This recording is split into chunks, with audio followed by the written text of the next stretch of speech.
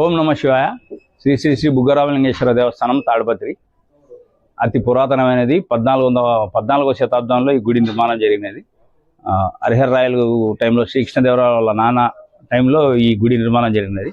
2019 August నెలలో చిన్న వర్షాలకే వెనకాల కనపడుతున్న కళ్యాణ మండపం పడిపోవడం జరిగినది.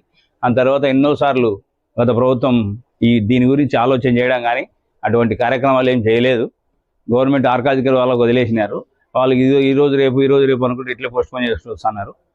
మా తాడిపత్రి ఎమ్మెల్యే గారి దృష్టికి తీసిపోయిన వెంబడే ఇమ్మీడియట్గా వితిన్ 1 month లోపలనే దీనికి సంబంధించిన అన్ని పర్మిషన్లు అనుమతులు తీసుకొని వచ్చి వర్క్ అనుకోకుండా వాళ్ళ ఆఫీసర్లందరూ స్టేట్ ఆఫీసర్లందరూ వచ్చి వర్క్ను స్టార్ట్ చేయడం జరిగినది.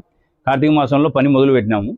కార్తీక మాసంలో నుంచి వర్క్ కంటిన్యూ అవుతున్నది. మేబీ రెండు నెలల లోపల ఇది పూర్తి కావచ్చని అనుకుంటున్నాం. ఫస్ట్ యాక్చువల్గా ఇది 50-60 లక్షల రూపాయలు ఎస్టిమేషన్ అనుకున్నారు. దగ్గర 4-5 కోట్ల వరకు పోయేటట్టుంది. తర్వాత వెనకాల కూడా ఈశాన్యం వైపు పూర్తిగా ఎప్పుడో వరదలు వచ్చినప్పుడు అవన్నీ రాతి గోడలు కట్టినారు. దాన్ని కూడా గ్రానైట్ గోడలు చేయడానికని తాడిపత్రి ఎమ్మెల్యే జేసీ రెడ్డి గారి సంకల్పం.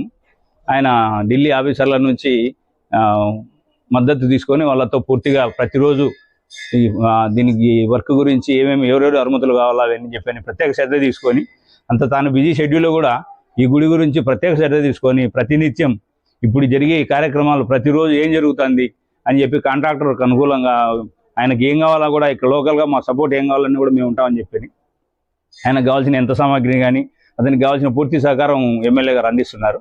దానికి ఆయనకు ప్రత్యేక ధన్యవాదాలు తెలుపుకుంటున్నాను. ఓం నమ శివాయ.